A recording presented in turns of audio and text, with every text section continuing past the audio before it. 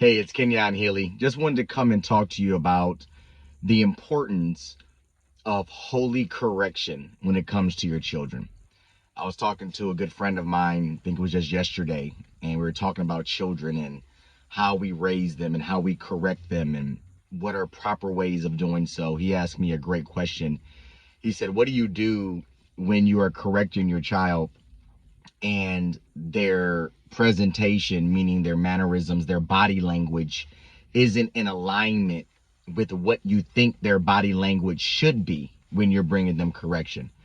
I thought that was a great question, and I felt it was worthy to present, just because many times a person is parenting children when they've never learned how to parent. I think many times, most times, people are parenting on the fly.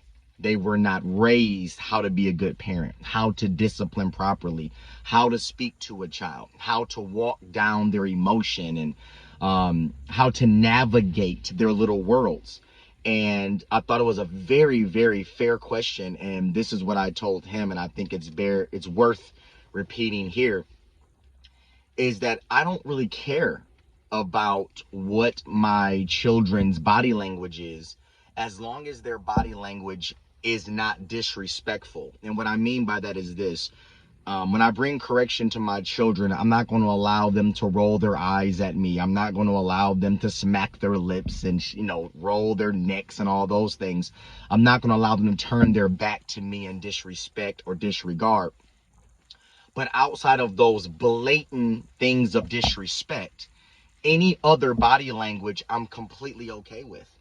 Them looking down isn't necessarily disrespect. Them not having great eye contact doesn't mean it's disrespect. Them shaking their leg or fiddling or whatever, none of those things are necessarily signs of disrespect. I think that many times as parents we go wrong because we think a child's body language should reflect what we believe should display remorse or sadness, etc.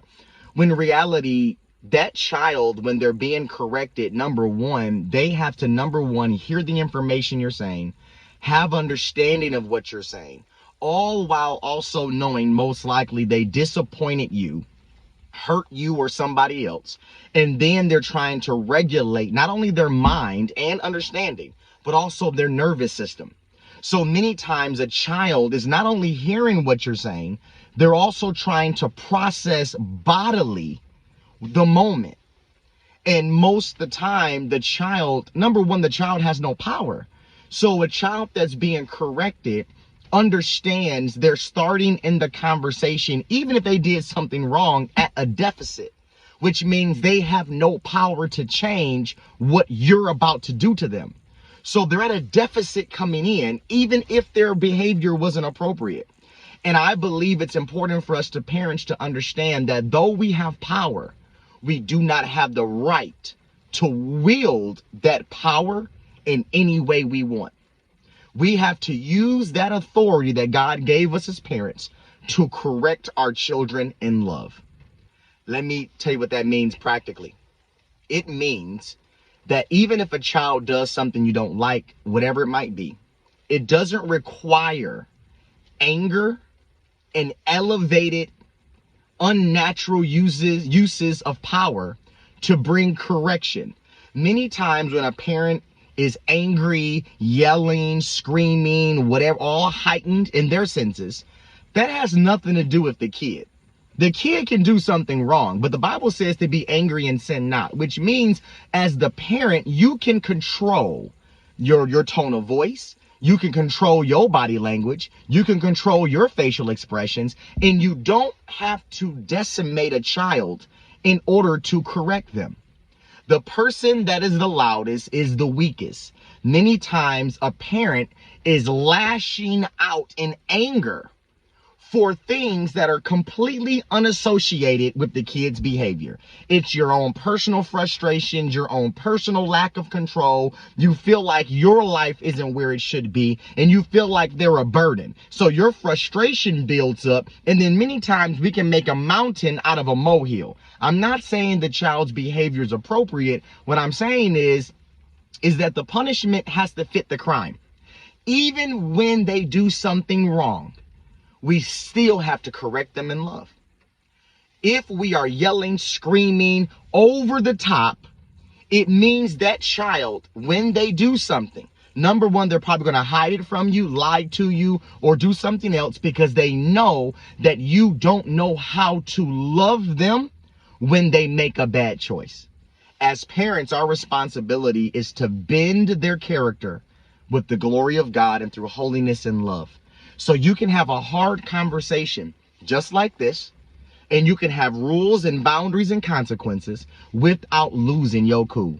So no, you don't need their body language to agree and bend to how you need it to be. They can look off, they can whatever. However their body is trying to filter this emotion, that's appropriate. The thing that matters is, does the kid understand what you're saying? Can they articulate it back to you, your expectation? And do they have understanding of the consequence if their behavior doesn't align with what the standard is? That's what matters. At the end of the day, it is not to make that kid beg for your relationship. No, you should love that kid so well that even when they have consequence or they get in trouble, they're never concerned that their behavior just ruins your relationship. They should know, though I'm in trouble, I can run back to my father, I can run back to my mother, and they will love me. Even if they have to correct me, it doesn't damage our relationship. So I want to encourage you, even if you get frustrated, even if it's a tough day, even if they did something wrong, always think of it this way. How would you want to be corrected when you do something wrong? Take that same love walk and love them the same way you would want to be loved when you miss the mark. God bless you.